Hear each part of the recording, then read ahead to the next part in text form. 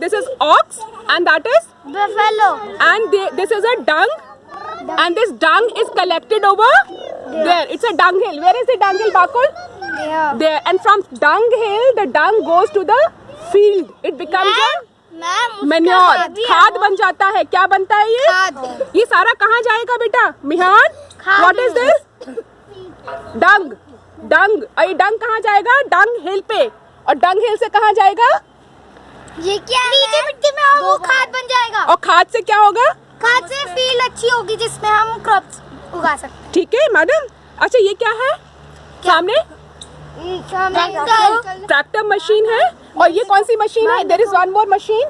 वो काटने वाली. अच्छा एक मशीन वो भी है जहाँ पे हॉर्स बना हुआ है. वो भी एक. These are farm machine. इनसे क्या होता है? खेतों को क्या किया जाता है? नरम किया जाता है. नहीं खेतों के. यस.